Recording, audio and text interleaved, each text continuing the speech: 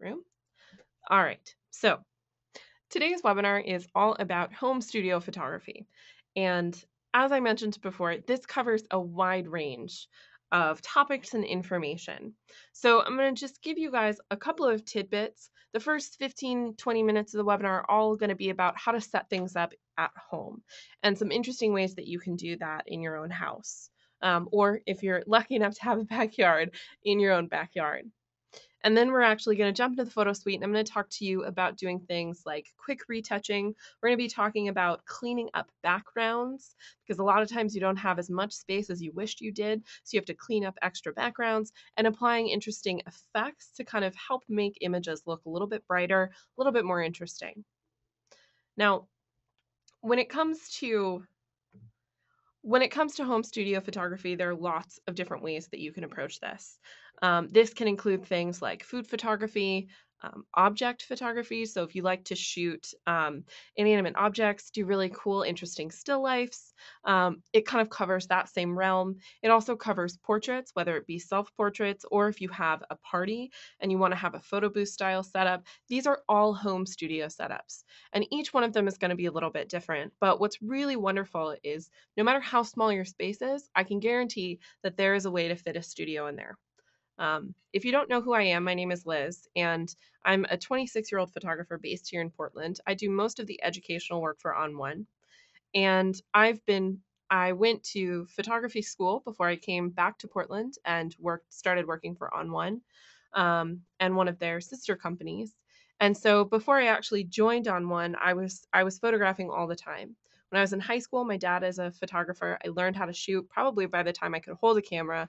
And so I have an enormous range of photos from when I was about 7 years old and knew how to click a shutter button all the way up until now. When I moved out to college, my college didn't have dorms, and so I was stuck in really horrible apartments in Boston, Massachusetts.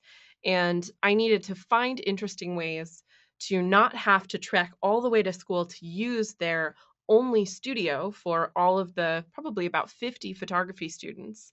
I needed to find a way to create a studio at home. And so I did a lot of self-portraits or portraits of my roommates at the time.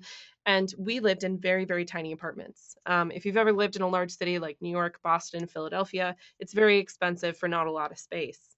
So I got really creative with how to shoot in interesting situations. And so I think that's carried over into my now more adult life. I still shoot at home on a regular basis. I run my own personal blog, and a lot of the stuff that I shoot is right in my kitchen or my dining room. And that's still the case today as it was back then in college. So I wanted to show you guys a couple of examples of what I'm talking about. One of the first things that I want to show you guys is how to shoot a group of people. If you have an apartment or a house, it probably has a space where you could scoot around some furniture, and all you need to find is an empty wall. You need to have probably around, I would say, at least 6 feet between you and the subject. And you can choose what type of lighting, and we're going to be talking about that in just a moment. You can choose what type of lighting you're interested in using at the time, whether it be natural light or artificial light. A lot of what I use is a mix of both, actually. So if you're interested in artificial or interested in natural, we're going to be talking about both of those. Now, one of the biggest things that I recommend is a backdrop. A lot of people shoot on their just plain painted walls, but a lot of painted walls have a texture to it. And sometimes when you're lighting something that has texture to it, you can create shadows and that texture can be really distracting. So I recommend finding a backdrop. One of the last parties that we had right around the holiday season, I set up a black backdrop, which you can see in the background of this photo here. And I set it up, pinned it to the wall. I had one light that I was using for this, and everybody stood in front of the black backdrop, which I knew I was going to fade out later.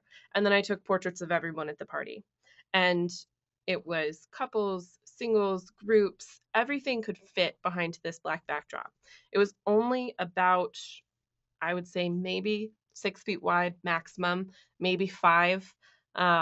So it was very, very small. It went all the way down to the floor because it was a long piece of fabric that I had bought at a fabric store.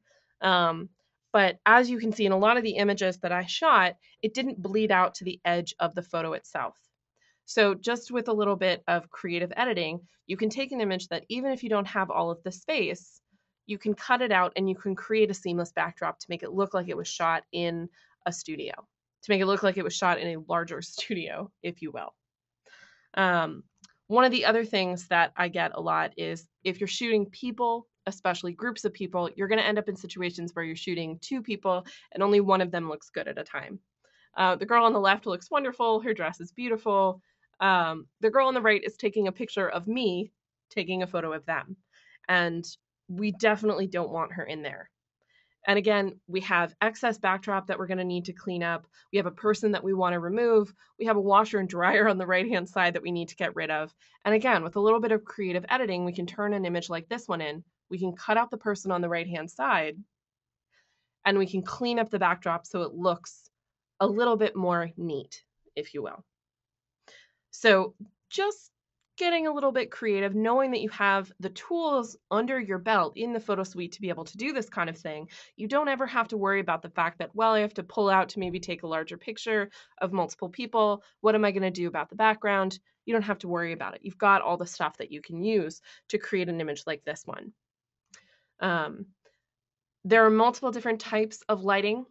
There's actually a really great picture that a friend of mine shot of me while I was taking a photo at a friend's birthday party, and I had brought a light with me. I was shooting it up just against a plain white wall because I didn't have a backdrop with me. I took phone photos and I took just regular camera photos, but I'm standing right next to a continuous fluorescent light that I have, and I'm taking an image of them. I'm probably only about 4 to 5 feet away from them. And that's the most basic setup that you can possibly do. Whether you're using natural, this was shot at night, or whether you're using artificial, it's very, very simple. One light setups up against the wall, me standing about 5 feet away, taking pictures of whoever's there.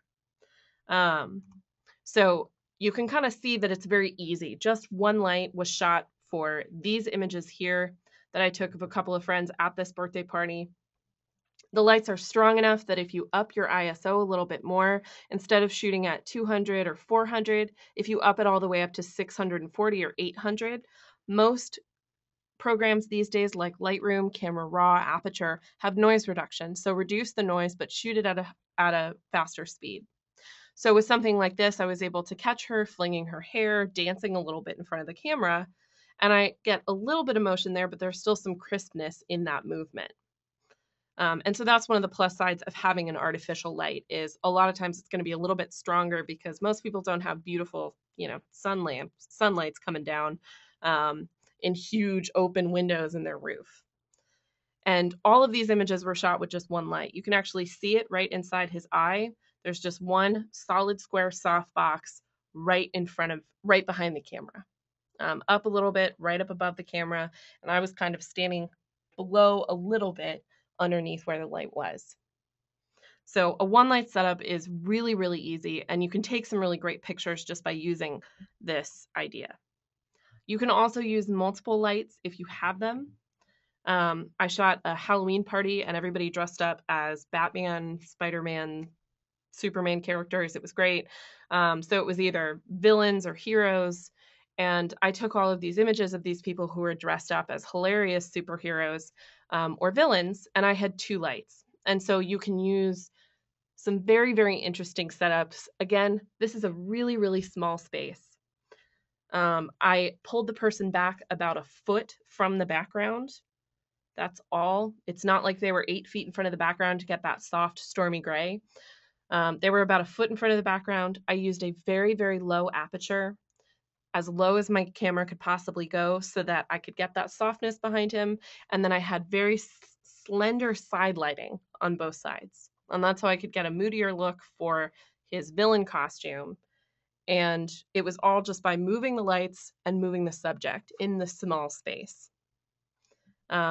You can also use other types of lighting. I used a flash inside of a pizza box to photograph some of the kids who were dressed up like Teenage Mutant Ninja Turtles, and it's just getting interesting with the lighting that you have.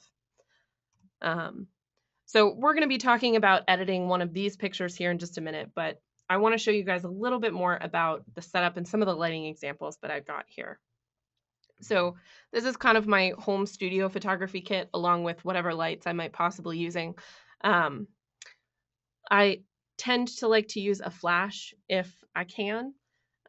If you have a flash, it's absolutely amazing to use.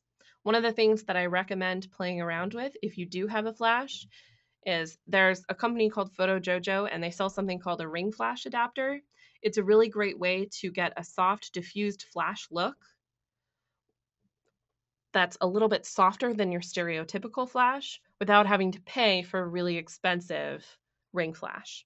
So a lot of the images that you can shoot with a ring flash, especially at a party, are really, really awesome. So if you have access to it and you've got a spare 40 bucks and a flash, this is one of the coolest things that you can buy out there, and it's going to save you quite a bit of money. The lights that I tend to use, I'm going to pop back over here, and we'll show this back in just a second. The lights that I tend to use are fluorescent, just static bulbs.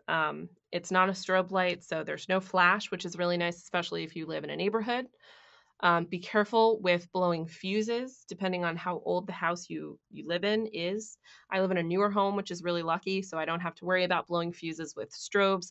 But this is a really good way to save a little bit of money on your lights. It's wonderful for small studio setups like being at home. You can find these exact lights on B&H right now, and I pulled them up. They're called Interfit Cool Lights. They use daylight balanced fluorescent lights like the one that you just saw in there. They're 2 square soft boxes that go around them. And actually, if you buy the kit, you also get the lighting stands that come with it. And it's only about $300. You can actually make something very similar to this just by going to Home Depot. And I have a friend who handmade a couple of studio lights that are exactly like this one here, just by using a very crafty boyfriend and a very nice man at Home Depot. So if you can't really afford 300 bucks to throw at something like this, if you've got 75, you can actually make something just like this at home. And by using something like a trash bag or a thin netting fabric as a softbox, you can get the same style of look. Most of the time when I'm shooting, I'm also using something called a reflector, which is in this little circular case right here. It's a way for you to bounce natural or artificial light if you only have one single light. It's a good way to add a little bit of extra brightness to part of the image that you may not be able to if you don't have a second light. The last things that I want to mention is your lens. One of the best lenses that I have is something called a 24-105. It gives me the ability to get up close and personal, so I can zoom in a little bit as well as zoom out and get more of a full body shot. If you like a static lens, my suggestion is something close to a 50. I also have a self timer. This is really, really good if you're doing self-portraits or you're doing large groups of people and you want to give them a little bit of time to set up, kind of like a photo booth. A little hands-free way of shooting is with something like this timer or this remote control that I have here. It's a remote control and a timer all built into one, which is really nice. And then last is backdrops. If you don't want to use your odd texture of the walls that you have at home, backdrops are wonderful to use and you can find them anywhere. This is half of a chenille blanket that my mother cut up for me that I could use as a backdrop, and you can actually see it in a couple of the images that I took here. So this is that exact same backdrop, softer in the background, so I get a nice bright pink in the back, and then in the foreground, this was one of the images that I used an artificial light with. So you can either have it faded out like this by shooting at a lower aperture, or you can get it so that it's a little bit crisper in the background if you want to shoot at a larger aperture. This is basically what it looks like in my tiny little apartment. This is a really, really small space, you guys. I wish I could tell you how small it was. It is so small. This is actually a tablecloth that I use as a backdrop a lot because I really like the flowers There's the one light that I have on. Again, it's a basic light that stays on all the time. And then there's my tripod with my camera in front, and it actually has my remote control attached to it so that I can take self-portraits. You'll also see the stack of backdrops that I use. Most of it is fabric or tablecloths that I've bought. This is satin fabric that my uncle bought for me in China, and I've cut it up so that it's 2 huge pieces. This is that chenille blanket, and then this, again, is just a tablecloth. This area in width is only about 5 feet. It's really, really small. But that's basically all that you need. Now, I did a couple of really, really quick lighting tests for you guys, just to show you a couple of the ways that you can go through and access this. The way that that little tiny space that I just showed you is set up is the lights are coming from basically the left side of this image. So when you shoot just with basic natural light, the light is coming in through those windows on the left. And so you have a little bit more of a side lighting look. If you turn the face a little bit and you just turn the entire shoot just a little bit, set it up just right, you can get something that is a little bit more head on. If you're interested, or if you have a reflector, or actually if you have some aluminum foil or a tin pan, you can create a reflector. So you can start out with an image like this one with just one window of light coming in from the left-hand side, and with a bounce going on the side, you can add a little bit of light on the right-hand side. So this is basically the exact same image with just me using a reflector. I'm holding it. I was in my apartment by myself this morning, so this is what I was doing before I came to work today. I was holding it on the right-hand side with my arm over here because I didn't have a person to help me with this. And so I could get a little bit of extra light on the right-hand side of the face. You can do the exact same thing when using artificial light as well. So you can take an image like this one that has a little bit more darkness here on the left-hand side. The light is on the right here. So I just did the opposite of what you guys just saw. The light is on the right-hand side here. I can use a bounce. So I can use that reflector, and I can add a little bit of extra light on the left here. A lot of times it's a little less noticeable when you're using artificial light, which is completely fine, but there is a nice difference between the two. And you can get really creative. I make these little potted plants for friends, and this is that floral backdrop that you guys just saw, and I was taking pictures of these this morning. One light setup, that's it, right behind the camera, up above a little bit. Soft background, my hand is right in front of the camera, and because I have that 24-105 lens, I can pull out a little bit so I can get more of the backdrop so that it's a little bit softer in the background. And the same goes for this one as well.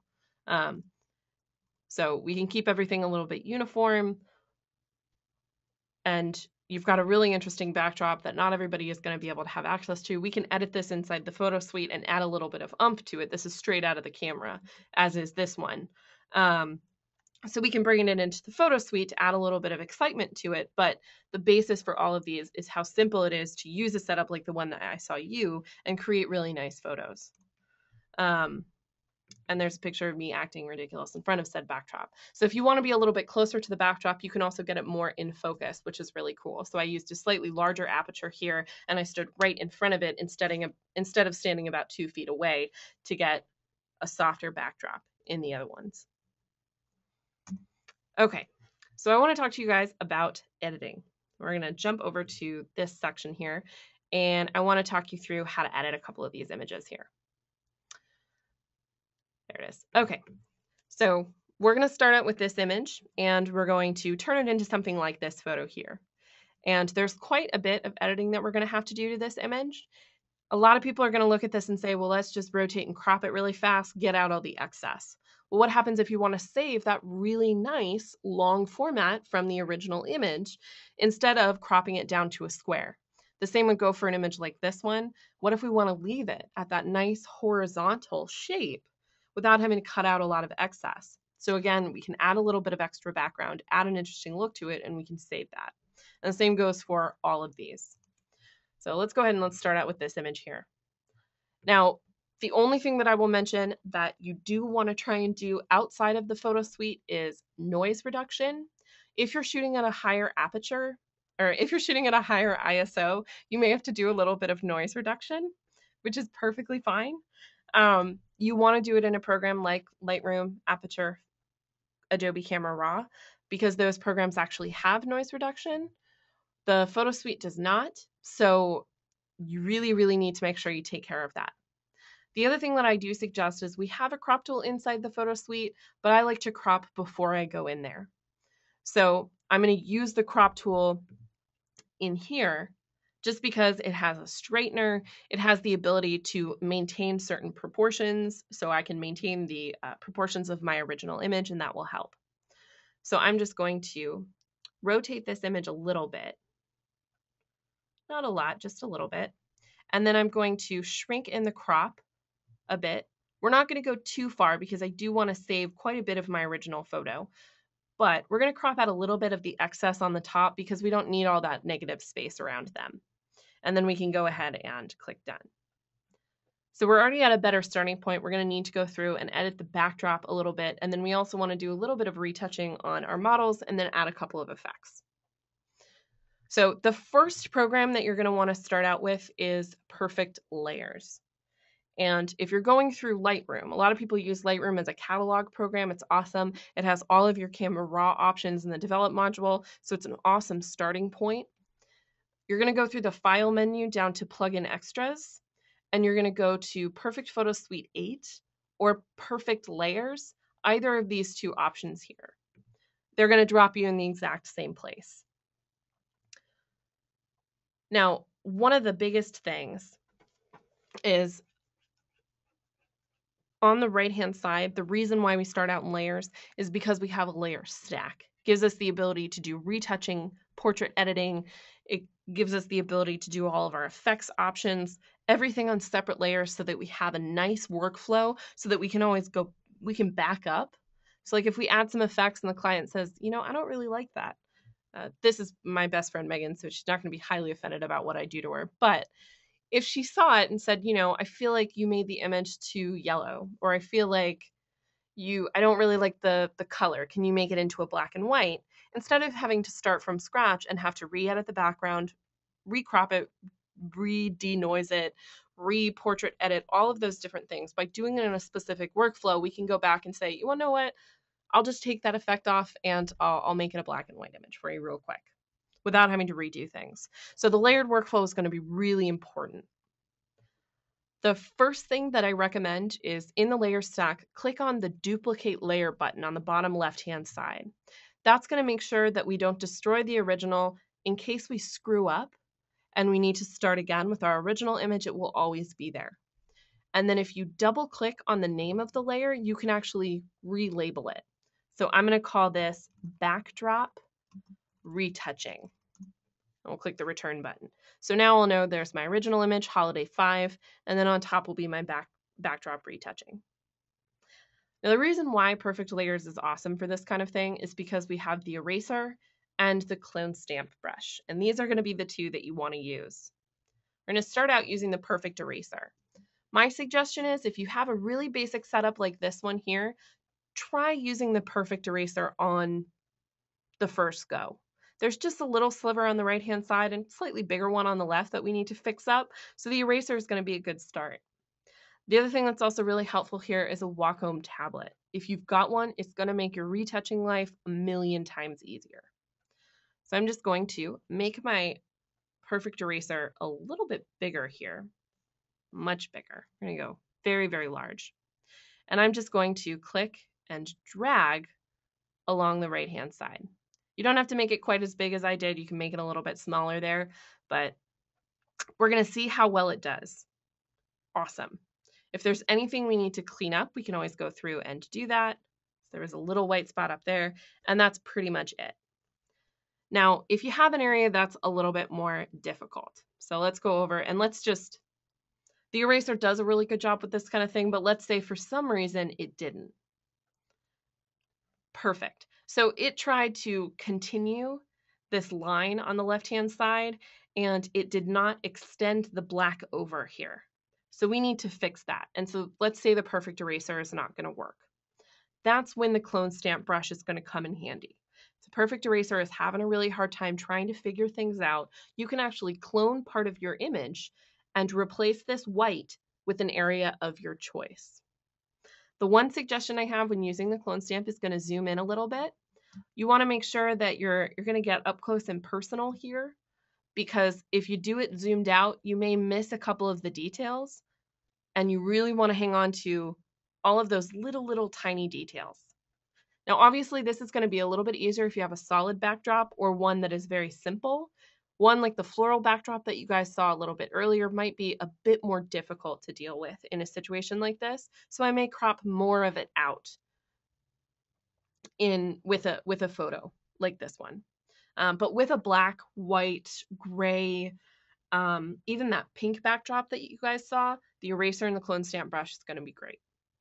Now, to use it, you're going to click on the Option or Alt key on your keyboard, and you're going to get this little circle with a crosshair on the inside. This is your selector. You're going to choose which part of the image you want to replicate.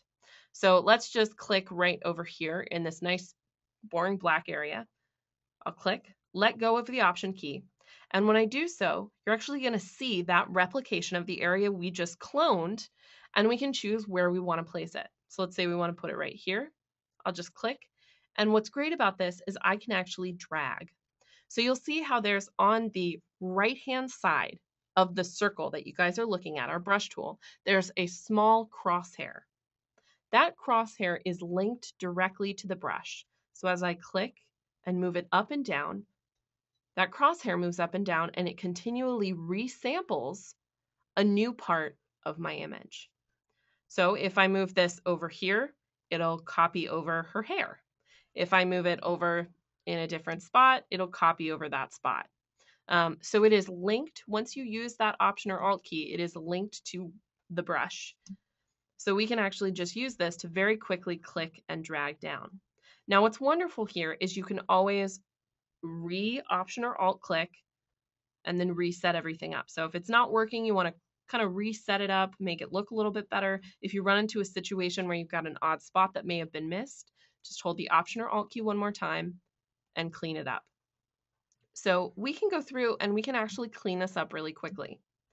Now, what's also really important to note here is there are a couple of imperfections in the backdrop itself, and these are just folds.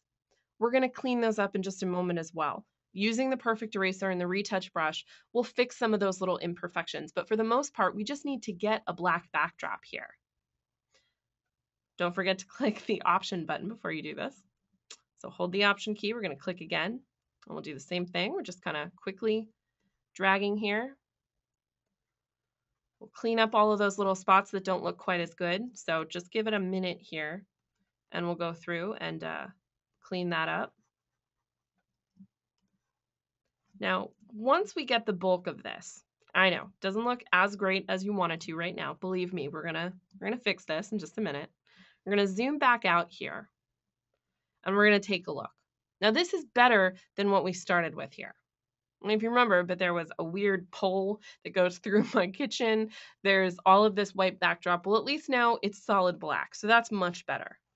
Now we can clean things up using the perfect eraser or the retouch brush. Now, if the backdrop is soft, which this one is, the retouch brush is awesome. What it does is it smooths out areas of unevenness. The thing about the retouch brush that you need to remember is that it creates softness. So let's actually zoom in, and I want to show you guys a really good example of this. If you're working on an area that you need to retouch on someone's face, if it's a little tiny pimple, let's say, we'll go through and we'll click and drag over a couple of small pimples, and let's get rid of those. So there's one on his nose, on his cheek, a couple on his neck down here. Awesome. Very easy to get rid of those. However, when you have an area with texture, like his beard, and you try and get rid of it, you're going to see this weird softness. Let me zoom in a bit more. It'll make more sense. See how it gets kind of hazy down there? If we go through and we try and remove some of these spots, it's not replicating the pattern properly. On all the areas where the skin needs to be soft, it does an awesome job. It's great. But when you have texture, you're going to need to go through and use the perfect eraser. So that's really going to be the most important difference between these two. And so it will depend on the type of backdrop that you're using. So for his face, we can swap between the perfect eraser and the retouch brush to clean up all of the parts of his skin. And what's wonderful here is we'll be able to use both to replicate his beard, all of the skin texture that he has on, obviously, on his skin. And we'll be able to go do both of those. And so you can use these on and off to do quick retouching on the face. I tend to swap between them really, really fast because I go through and I say, all right, that's it.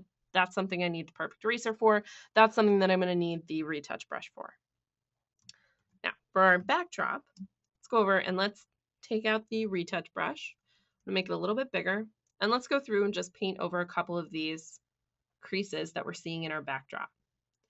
As I mentioned, because it's a soft brush, it's creating a nice evenness here.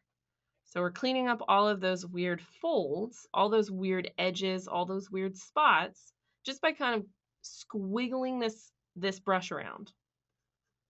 So we're cleaning up all these little areas that we don't necessarily like here. Now, one of the other things that we're going to be doing is we're also going to be adding a little bit of darkness to the backdrop so that it blends out. So if there are a couple of imperfections, don't worry too much about it. We're going to be adding some intensity to the black of the backdrop so that it's even more black. Right now, it's actually more of like a charcoal gray. Maybe hard to see on your computer screen. It's obviously not charcoal gray like his suit, but it's darker kind of like her dress. So we really want to make it black. Now, using these tools, we were able to fix the background. This is a really, really good start.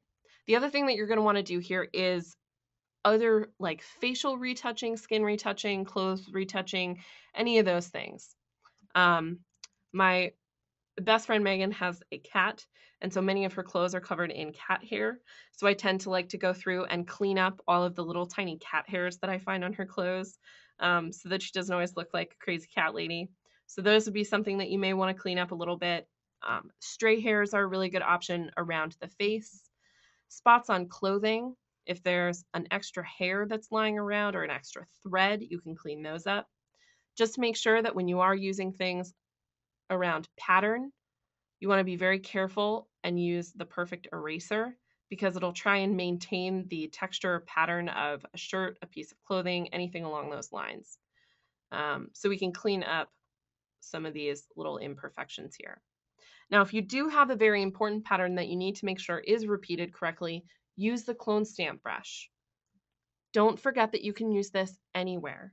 So if there's a small piece of pinstripe that we want to pull from a good part of his shirt and we want to replicate it on a bad part of his shirt, we can Option or Alt click and we can copy it over in the spot. Oops. Be careful when you're using a Wacom tablet. You can copy and paste it on a part of your image that you actually like. So once we go through and we're done with the bulk of our backdrop, and oops, there we go. Once we're done with the bulk of our backdrop, we use that retouch brush to go through. And again, I'm just cleaning up. I'm going through, I'm cleaning up all of those weird spots that don't look as good. Once you're finished with that, this is the time to either take it into Perfect Portrait or go through and take it into Perfect Effects. And this will be your choice depending on what you're going to want to do with your image. I like to do a lot of black and white, especially when I'm working in a small studio space. It makes things look a little bit cleaner. One of the other things is if you are doing portraits where people are a little bit more face on, Perfect Portrait is a great place to start. These two are looking to the side, looking down. This is going to be a lot harder to edit in Perfect Portrait, which is why I like to use all the retouch tools here in layers. And I like to clean up all those little excess spots that don't look quite as good. So we can clean up things like, again, acne, odd areas of the beard, under eye circles, any of those different options that we need to fix, we can all do here inside Perfect Layers. So I really like the fact that all the retouching tools are down here. Now, one of the tidbits when you're working inside of Perfect Layers when it comes to retouching is if you have areas of shine that you need to reduce, if you have areas that you need to soften, like redness, under eye circles, odd shadows. The retouch brush also has kind of a little superpower. It's hidden away. A lot of people don't know about it. It's the opacity slider. The retouch brush is awesome on its own. It goes through, you can remove large areas, super cool, super fast, awesome. However, what happens when you want to do something like soften an area of unevenness or soften shine on someone's face, or go through and just kind of clean up some unevenness in the texture of somebody's face? The retouch brush, by lowering the opacity, we can use it as a softener. And all it does is it evens out tones in the areas that you paint over. So when you have the retouch brush selected, just jump up to the tool options bar and lower the opacity down to about, I would say 20 or 30. I keep it pretty low, probably around 25. Make your brush a little bit bigger, and then just kind of paint over areas that you want to soften out a little bit. So we're going to soften the areas of under eyes here so that it's not quite as bright. And you can really see the difference. She had those really, really bright spots on her face, and by using that lower opacity brush, we're just kind of soften them out a little bit. We'll do the same thing down on her chin. We'll kind of clean that up a bit. We can do the same on his face. He's got a couple of really odd, uneven areas. So we'll just kind of use this brush to clean up some of those spots so they don't look quite as uneven. It's a good way to soften out things like stubble as well. So we don't want that stubble to be quite as noticeable. We can go through and use that softer retouch brush to go through and clean that up so it doesn't look quite as odd. We can use this also for under eye circles. So if somebody has really, really big under eye circles or wrinkles that you want to soften, this is a great option for it as well. So the tool is kind of a workhorse, and it's wonderful paired up with the Perfect Eraser because you basically have all of the retouching tools that you could possibly need right here. And we're going to go through and we're going to do some other editing to this image, but this is where I like to go through and start.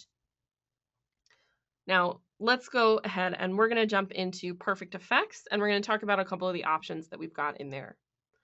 Now, because we're working with this layered workflow, we're going to save this as a PSD file. It's actually going to create a separate layer for us in Perfect Effects, which is awesome. That's exactly what we want to do. So we'll go ahead and click on that in the top right-hand corner, and it's going to transfer our edited version of the photo now into Effects, and we can apply the changes that we want to make. One of the number one things that I like to do when it comes to working with uneven backdrops, studio backdrops at home, ones that are going to be, not quite as even as ones if you had a massive studio to pull out a little bit, is darkening or lightening it. This background needs a little bit of either. We could lighten this up and create more of a gray. We could darken it and create more of a black, but both of them, we're going to use the exact same tool, and it's called the adjustment brush.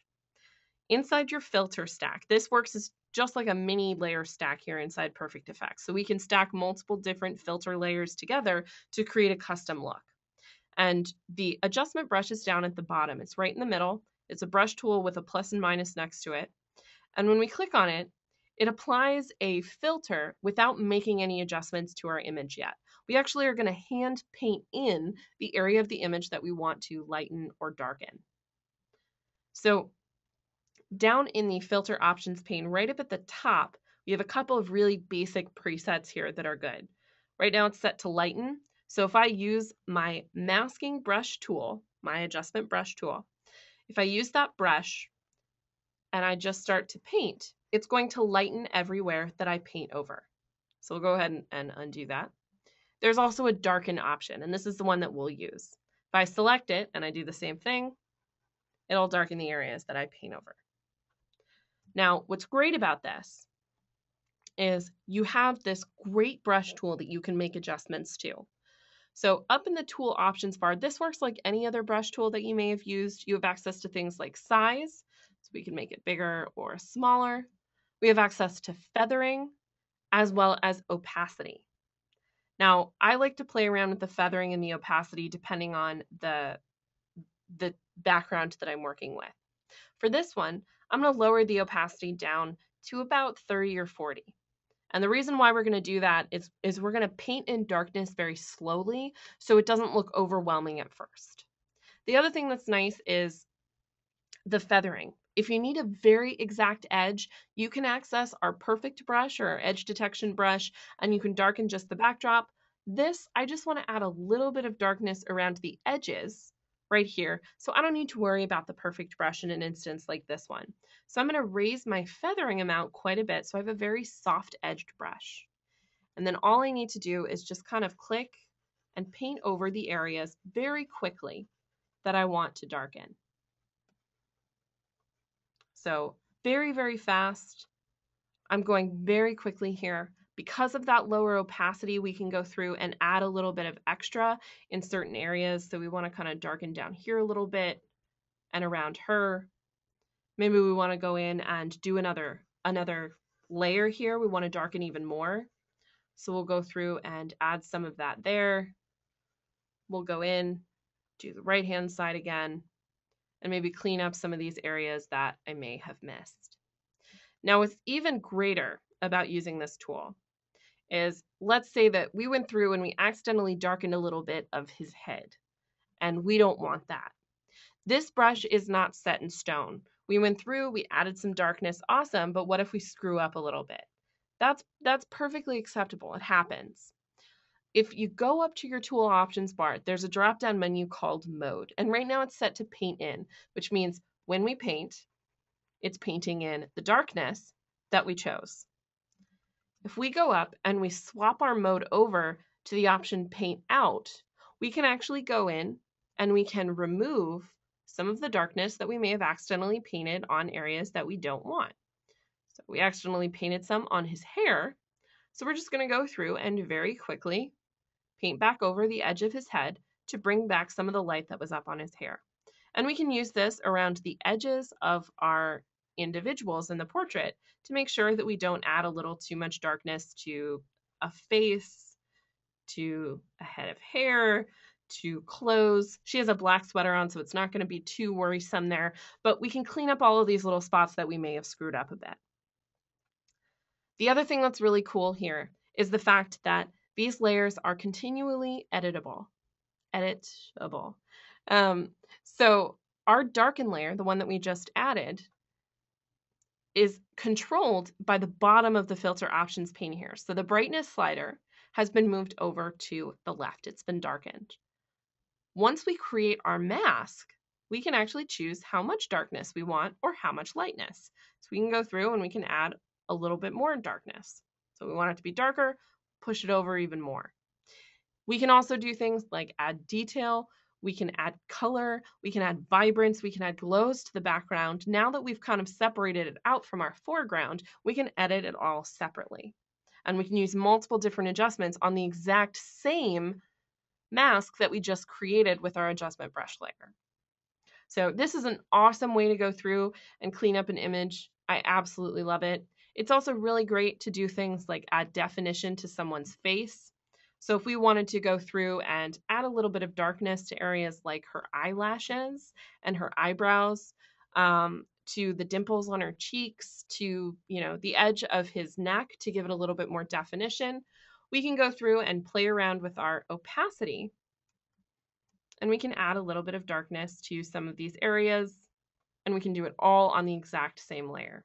So you have lots of options here for what you want to do to your photo and lots of different ways of editing it. That's one of the things that I hear a lot, is that people want to be able to do lots of different things. They want to be able to go in and they want to, they want to darken the backdrop. They want to go in and they want to edit their portrait. They want to go in and they want to add a black and white filter. They want to add a vintage effect. They want to do all these different things in one place. And effects and the photo suite as a whole are going to be really, really useful in a situation like this. So we can take a look at our before and after really quickly, and you can see this is our lighter backdrop, and this is where we went through and just kind of cleaned it up a bit. Now, in the filter stack, if you click the plus button, it'll add an empty layer so that you can continue your editing process here. So if we want to go in and add another effect, this might be a really good opportunity to do that. This image is still a little dark, but I don't want to go through and lighten the entire photo. So I like to use something called the tone enhancer. And I'm going to go ahead and open it up on the left-hand side of my filters library here. If you want to learn a little bit more about using perfect effects, we've got some great videos for you guys on our training site. I know that I am going a little bit faster through effects, mostly just because I want to go through as much as I can through the rest of the webinar. But the tone enhancer is really basic. It enhances the whites, the blacks, the detail of your image, and you can do it all separately. A lot of times I like to go through and select the auto contrast option just to see what it does. With this image, it added a little bit of lightness, and that's exactly what we were going to do. So down in the filter options pane, you have all of your basic tone adjustments, brightness, contrast, shadow, highlight, detail, and then something called compression, which compresses the tonal scale of an image. But down in the middle, there's something called levels. And this is a great way to lighten up areas like the whites of your image while leaving the blacks of your photos alone. And that's all it is white and black sliders. Auto contrast turns these on and tries to automatically adjust the image, and it did a really good job with this photo here. We can take a look at that before and after. And this was what we started with. There's really not as much contrast as we want.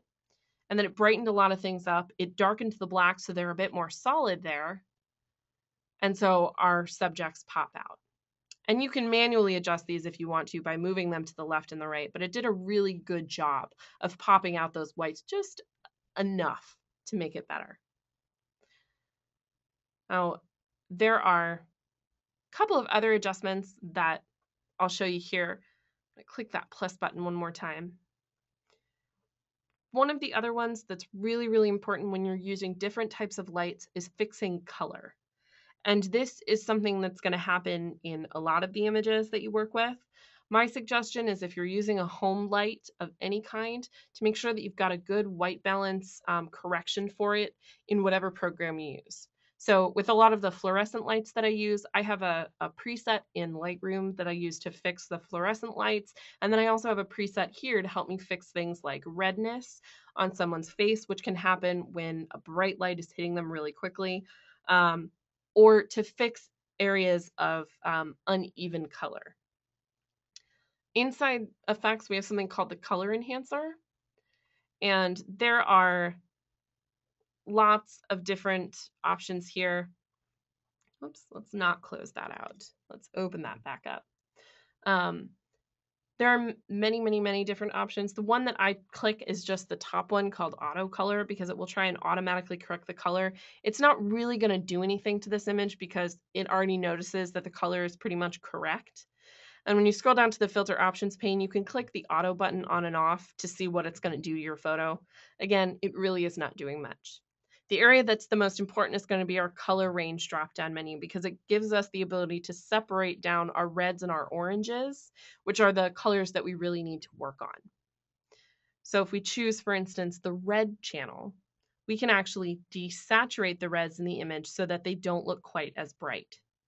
Now, you don't want to go too far because our people are going to look crazy like ghosts, but dropping it down probably 10 points or so can pull away some of that brightness that we're seeing in those reds, especially on his face. So it's not quite as saturated there and noticeable. And a lot of times when you add contrast, the saturation of your image is going to go up. It's inherently linked with contrast, is saturation. So to help decrease some of that saturation in specific areas, we can use the color enhancer to do that. And you can use the same tool, go back down to your color range drop-down menu, and you can do the same thing for things like oranges. So we could drop those down a bit so that the areas around his eyes and some of the brighter spots on his skin don't look quite as intense. What's also really cool here is you can lighten all of these colors as well. So we can brighten out a lot of the oranges, and that's going to brighten their face. It's going to brighten her hair a little bit. It's going to brighten a little bit of his hair and some of his clothes all at the same time. And because they're on separate color channels, we can do that while leaving things like the rest of the clothes, the rest of the face, the rest of, different parts of the image we can leave alone. This is also a really great option for cleaning up and whitening teeth. So if you want to do this, you can actually create a mask just for the teeth. We also have a really, really cool portrait enhancer section, which has a couple of fun options. If you're in the filters library and you open up portrait enhancer, we have skin smoothers in here, which is really nice, as well as shine reducers. Like that's really, really nice. So if you don't want to go into perfect portrait, but you still want to add a little bit of softness to the skin, we actually have a surface blur that you can apply here to do that in effects. So the reason why I like to introduce you guys to effects is the fact that you can do 50 things at once here in this program, and you can do it all together.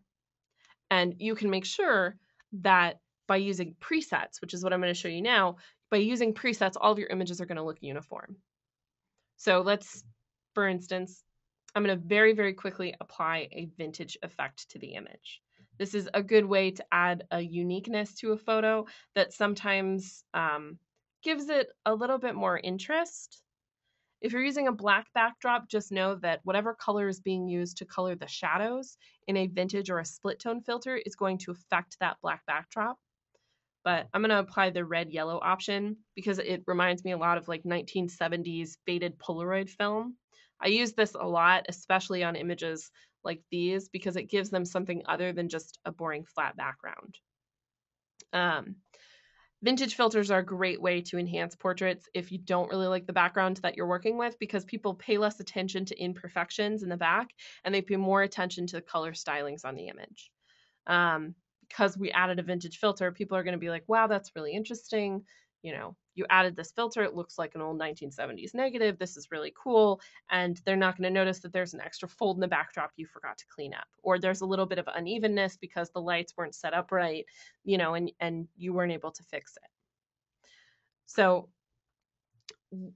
one of the best parts, again, about using effects is saving presets. We went through and we added, I'm going to start back at the beginning. We added darkness to our backdrop, cleaned up a little areas that needed some darkness, like eyelashes, eyebrows, the edge of his face. We adjusted the tone enhancer to brighten them up separately from the background.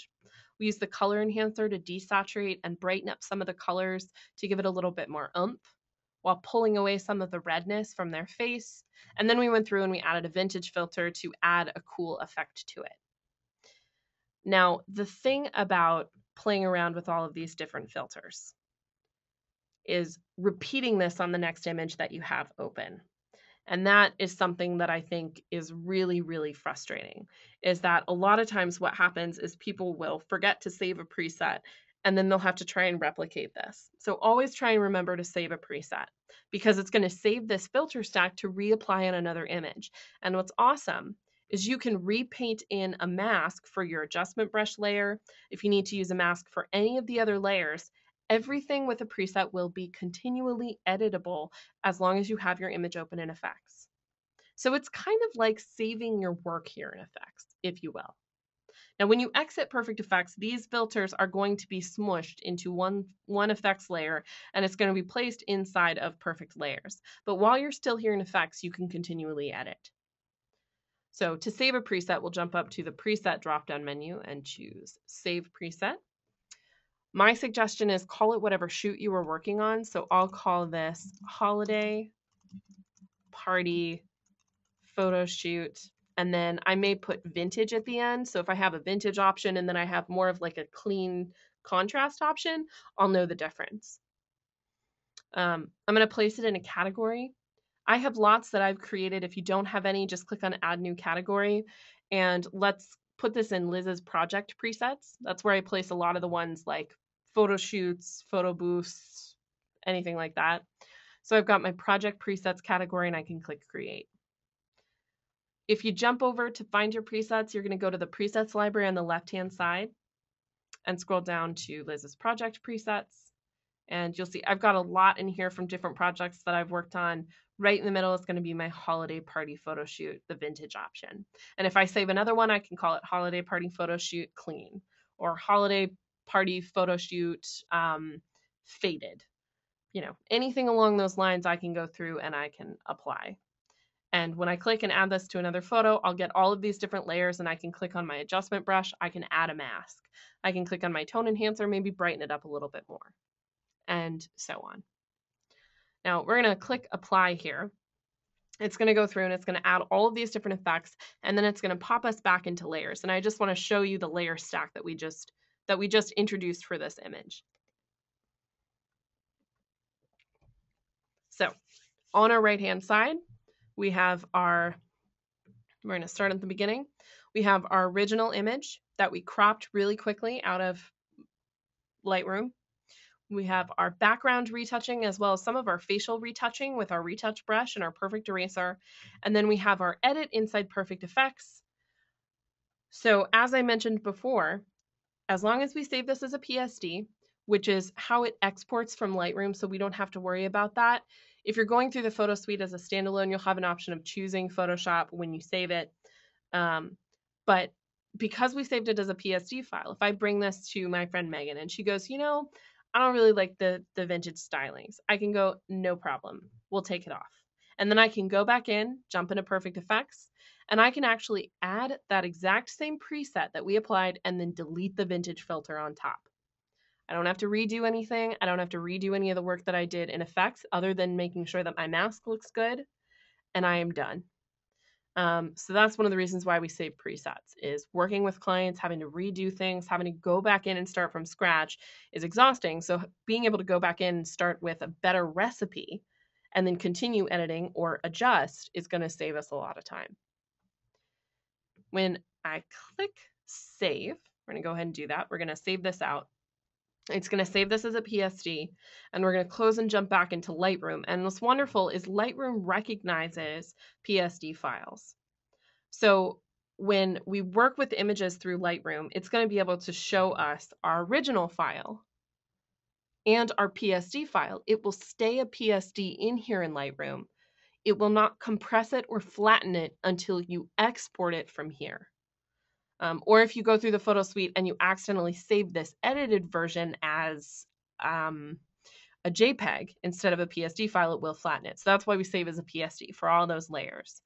And then if I want to, I can right click on my image and go down to export, and I can export it as a JPEG if I want to send it to someone, if I want to put it online.